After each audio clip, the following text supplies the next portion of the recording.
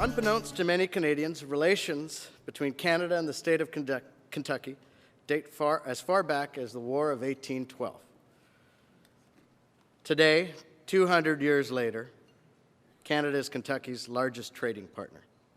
Our friendship transcends our borders, and we're very proud of our strong ties with Kentucky. Since 1903, the Empire Club of Canada has had countless international luminaries: Winston Churchill, Ronald Reagan, the Dalai Lama, Margaret Thatcher, and many U.S. governors. We are particularly honored to have Governor Beshear address today's meeting on the economic ties between his state and our country. And now I'm honored to invite Mr. Mike Tierney, President of UPS Canada, to officially introduce the Governor. Mike.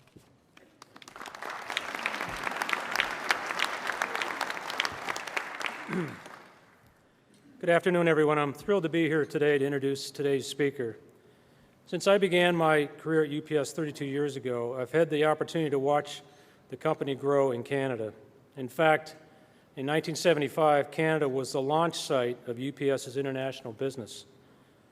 While we started with one employee here in Toronto, today our Canadian operations have now become a key part of the global UPS network. One characteristic, however, that has not changed. While emerging markets affect trends and represent new trade opportunities, our Canadian customers continue to buy, sell, and build most with their neighbors to the south.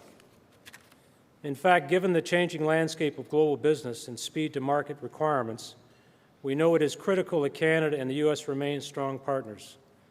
Growing this cooperation will help our businesses capture international market opportunities that will become available through free trade agreements and e-commerce trends.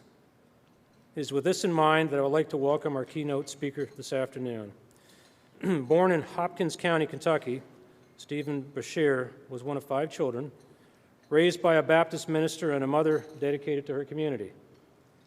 After obtaining a law degree from the University of Kentucky, he served as an intelligence and analyst in the U.S. Army Reserve before embarking on an extremely successful career in public service.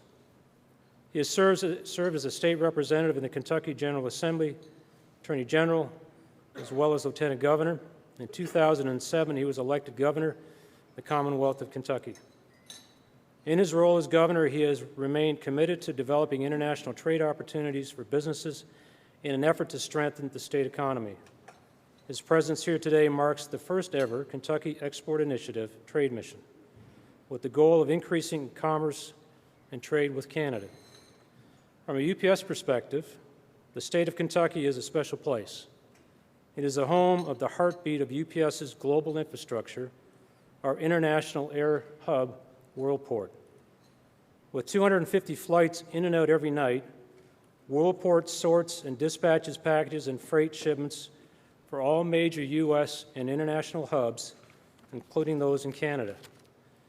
For those who have visited Worldport, it's quite a visual. The facility is the size of 80 football fields and is capable of handling over 400,000 packages per hour, sorted by advanced technology in cooperation with U.S. Customs. Governor Beshear has been an important partner to UPS in our years of operations in Kentucky. The state has been highly supportive of growing international trade for its business and has also supported UPS's employment partnership with the University of Louisville. Through the program, UPS employees can earn 100% of their tuition from UPS while they're employed at Worldport, including room and board. I'm proud to say that just last month, this program was ranked as one of the top 25 public-private partnerships in the United States. This was not possible through UPS effort alone. It was achieved because the state of Kentucky is committed to nurturing cooperative relationships with the business community and to executing its vision to grow its economy and develop its future leaders. With both the Canadian and U.S. economies demonstrating an upswing, it is my hope that this visit will help open even more avenues for new business ventures between Canada and Kentucky. The value for both sides in strengthening the strong economic ties that already exist is undeniable. Together, working in partnership with the government, UPS is committed to supporting this vision. Now please help me welcome the Governor of Kentucky, Stephen Beshear. Thank you.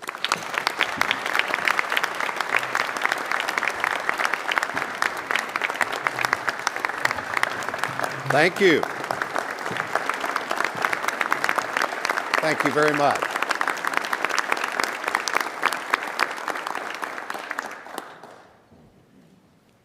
Michael, thank you very much for the kind introduction. Noble, thank you.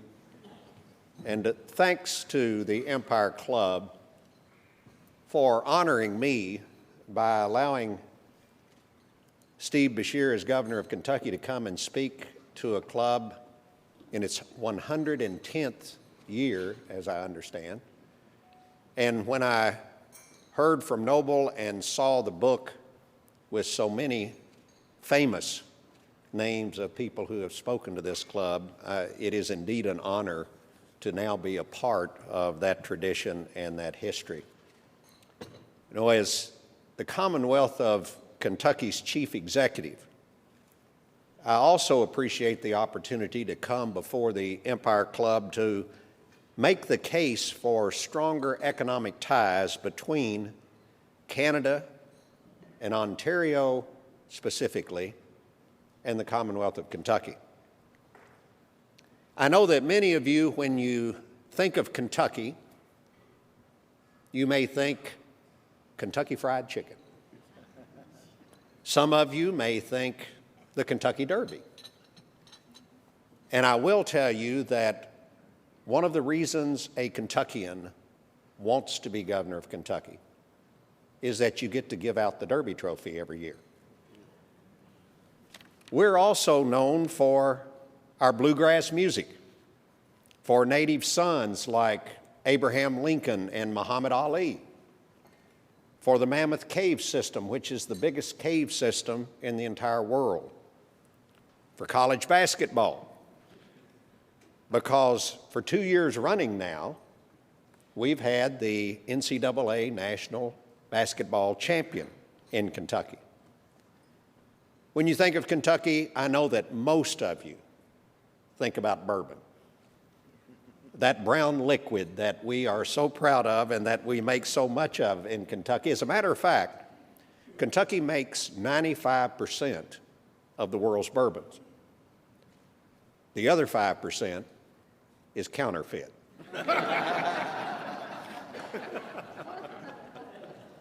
But when it comes to Kentucky's economy, we're much more than all of that. Few of you may know we're one of the top producers of cars and light trucks in the entire United States. In fact, Kentucky ranked 4th in light vehicle production in the U.S. in 2012. We produce more than 1 million vehicles, including some of the best-selling cars and trucks in our country.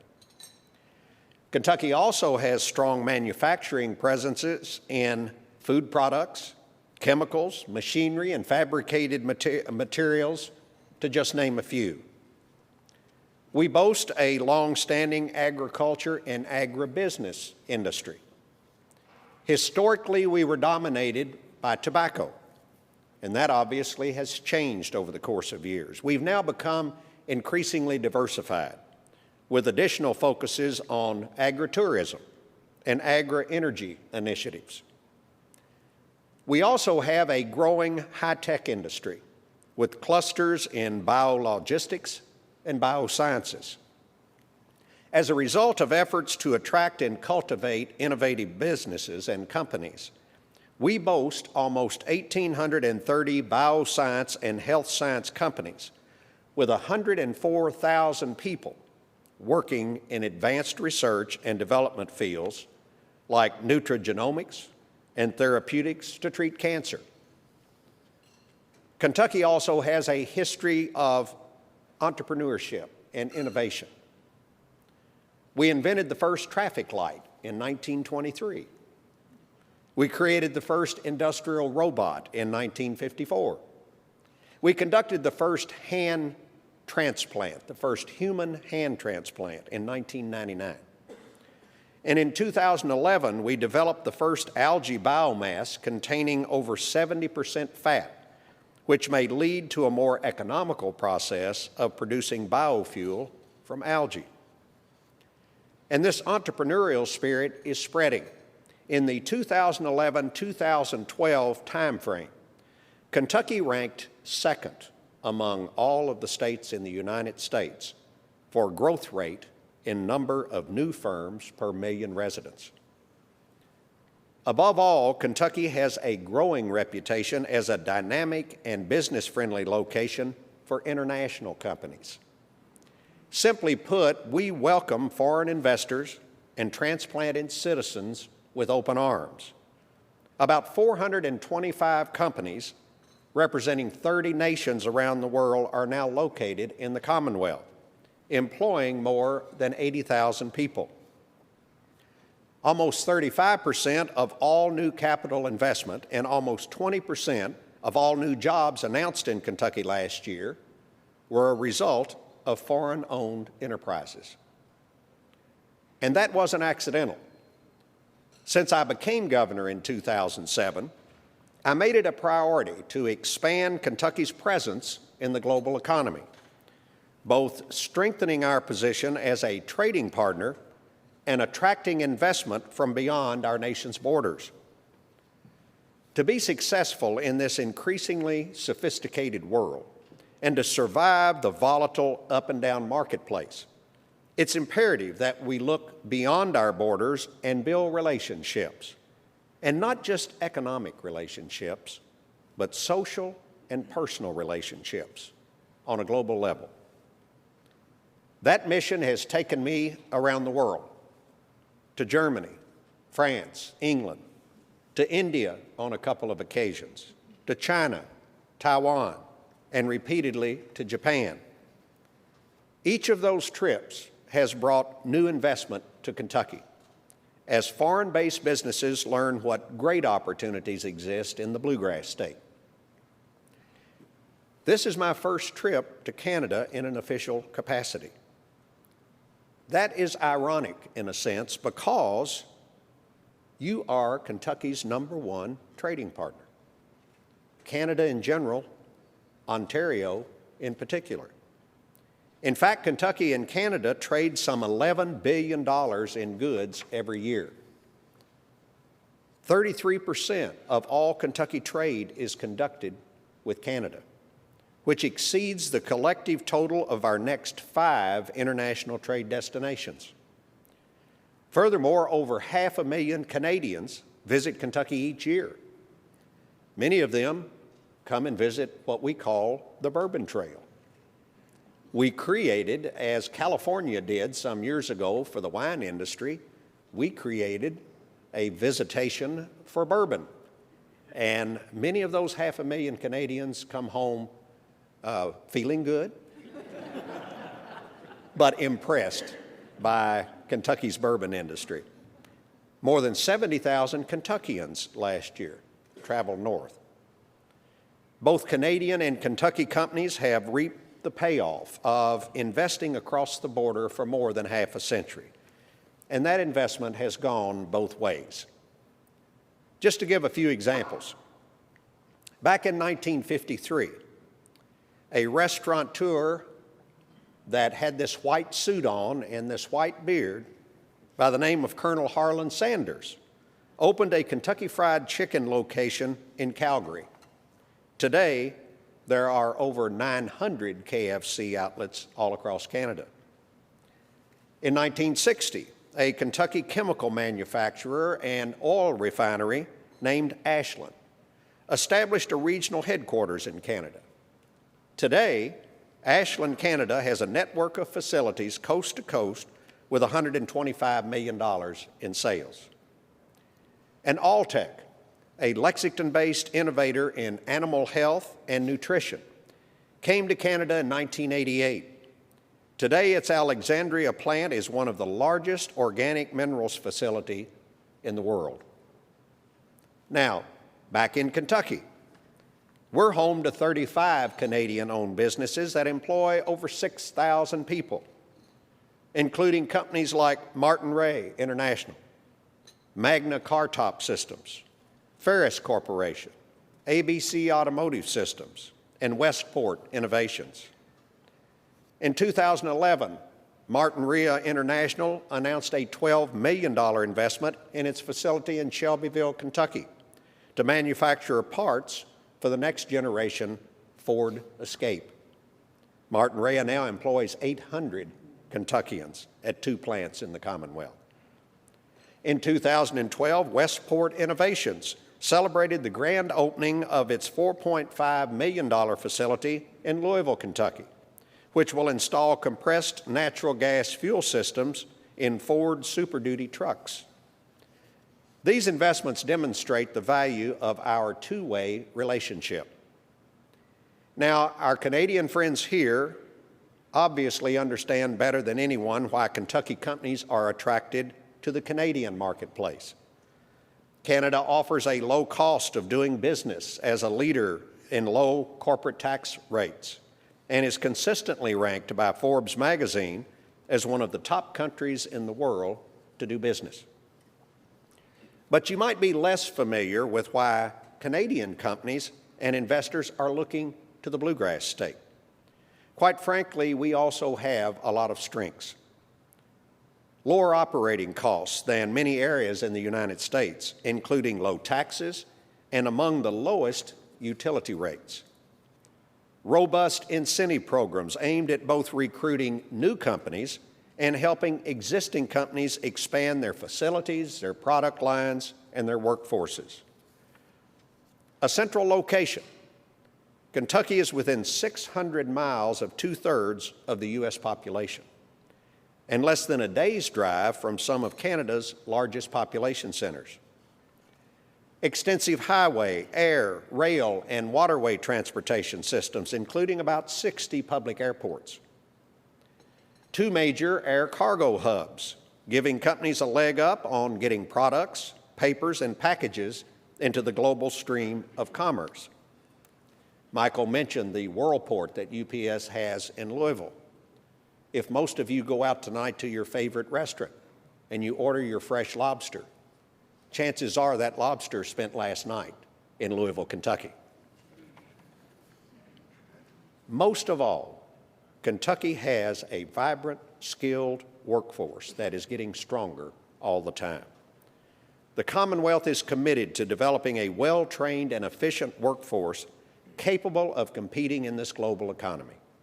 Whether we're talking about new graduates just starting their careers or mid-career workers who are adding new skills and retraining. Toward that end, we boast 2 major research universities, a range of regional 4-year universities, an array of private institutions, and a burgeoning 2-year community and technical college system. Not to mention a workforce collaboration initiative that facilitated the training of 85,000 Kentuckians just last year. As far as living in Kentucky, we boast an unusually rewarding quality of life with beautiful landscapes, numerous opportunities for outdoor activities and adventures, numerous sports teams to cheer on, and many cultural attractions such as museums, concert venues, plays, and as I mentioned, our world-renowned Bourbon Trail adventure. Yes, Kentucky is a wonderful place. It's a wonderful place to live, to work, to play, to raise a family, and yes, to make money. Now, like I said, this is Kentucky's first ever trade and investment mission to Canada. Our delegation here today includes representatives from over 50 Kentucky companies, business groups, and economic development organizations. We're here because Kentucky's relationship with Canada is strong, but we want it to be stronger.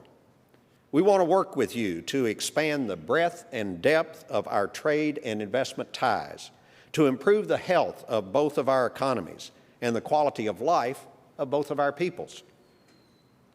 In closing, I want to thank our Canadian host, and I want to thank particularly the Empire Club here today for your hospitality and your warmth, and for hosting this luncheon for us. I had the pleasure of hosting Canadian Consul General Roy Norton, who is here with us today, for a week-long visit to the Bluegrass this past February. We gave him the very best treatment that Kentucky can, and he and his colleagues are certainly returning the favor to us during this visit to you here in Ontario, and we appreciate it. And we look forward to strengthening these ties between Kentucky and Canada, both in depth and long term. Thank you all very much for having me.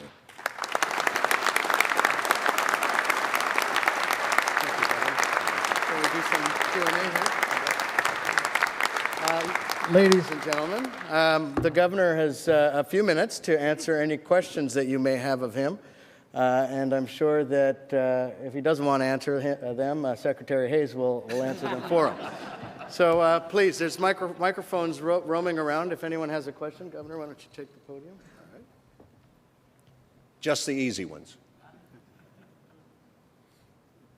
Who has a question? Yes, sir.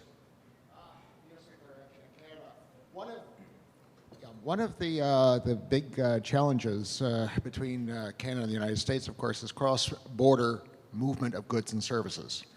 And while it's getting better and better, and I know the Consul General here in Canada has done a remarkable job in trying to keep that better and better, what do you see as the challenges that could be overcome between Ontario and Kentucky in terms of the cross-border movement of goods and services? I know that our two countries have been working on that over the past few years to improve that kind of situation, and improve it we must. You know, I said it was ironic that while you are our biggest trading partner, this is our first trade mission here. And what that tells me, and what I think it should tell you, is that we take each other for granted. We don't really think of each other in the same way as you think of trying to do business in Europe or Asia or whatever, and we're the same way. If we maximize our relationships with each other, I mean, our economies can grow and boom and prosper so much more than they're doing right now. And so I'm determined, and I'm determined to work with our respective consul generals here to try to make sure that we continue to alleviate those kinds of issues so that we can trade across our borders. We ought to be able to do it like I'm trading across the borders with Ohio and Indiana and Tennessee, because we're all one people here in North America, and we ought to recognize that. Governor, I think you probably partially answered my question, and that was, how come you didn't turn up sooner? You say that we take one another for granted. I'm glad you're making up for that. Are you moving beyond Toronto? We're not the only thing. We get hated by everybody across the country because we are Toronto. But there's Calgary, Vancouver, and many other towns. Do you plan to go beyond the boundaries of the GTA? Yes, we do. And as a matter of fact, our delegation began its trip in Montreal and then came down yesterday to Toronto. I met with your premier this morning, and we hit it off.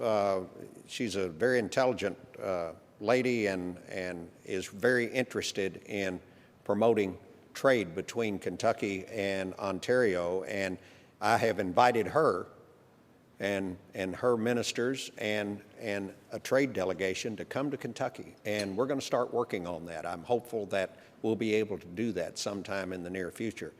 But yes, we need to expand our horizons and be trading with all the provinces in Canada much more than we are right now. Governor, my name's Phil Gillies. My question is, most of the southern states have adopted right-to-work legislation, and I noted that Kentucky has not. I just wondered why this trend has been resisted in Kentucky, and do you feel it affects you relative to the other states in terms of competitiveness? What we find is that the right-to-work issue is more a political issue than it is an issue that affects reality. Quite honestly, we're not a right-to-work state, and we don't find that it affects us at all. We have companies like Ford Motor Company that are unionized, are very successful. They just invested $1.2 billion in redoing both of their plants in Louisville. They now have, I think, 3,500 or 4,000 employees there, 3 shifts around the clock. They're doing great. We have Toyota in Lexington. They're non-union. We just landed the new Lexus. We're going to be making the Lexus, that's the ES350, that's never been made outside of Japan before. And what we find is it doesn't matter to companies if we can sit down and talk them through what we have to offer in Kentucky. It's not an impediment to us. I also find that you go to South Carolina, for instance, they're a right-to-work state. The unions are down trying to organize Boeing right now. So it's not so much what laws you have or don't have, it's what businesses you have and whether they have a history of being unionized or a history of being non-union that really makes more difference than whatever laws you've got on the books. So it hadn't been an impediment to us. Well, thank you very much, Governor. Thank you. I'll just have you seated. And I'd like to call upon Mark Romoff to thank the Governor on behalf of the club.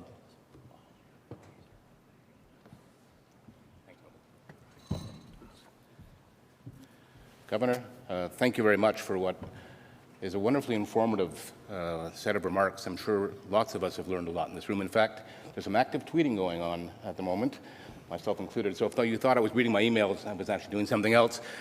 But we learned a lot about the Kentucky I think we all know, and then a lot about a Kentucky that we don't know much about. So let me just let you know, too, that when it comes to entrepreneurship and innovation, Canada's got a pretty good track record, too. We invented pablum. We invented the green garbage bag. But it gets better, because despite those wild claims from GE, it was actually a Canadian that invented the light bulb.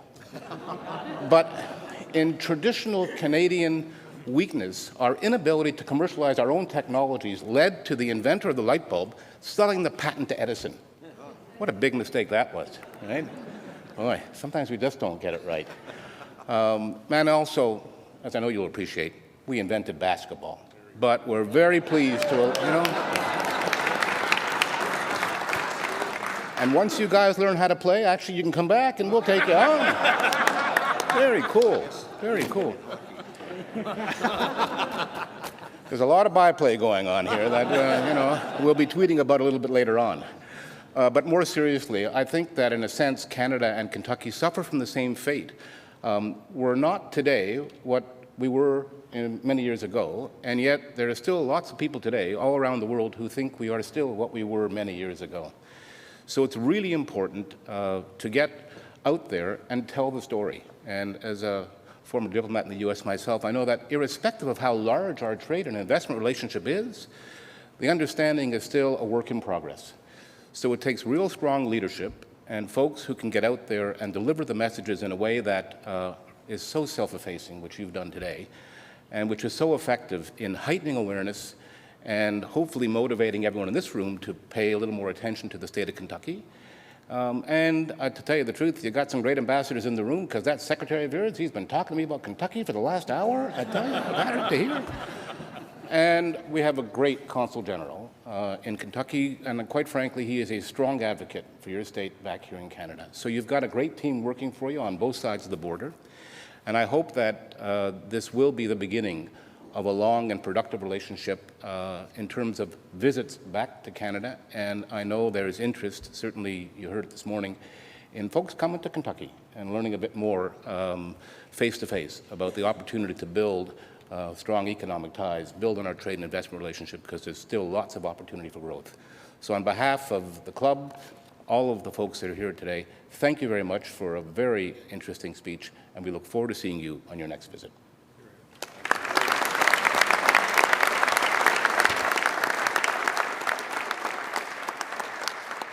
Governor, as a token of our appreciation on behalf of the Empire Club of Canada, I'd like to present you with a copy of Who Said That?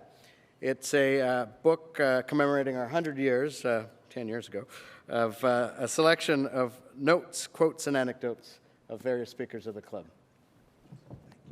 Thank you.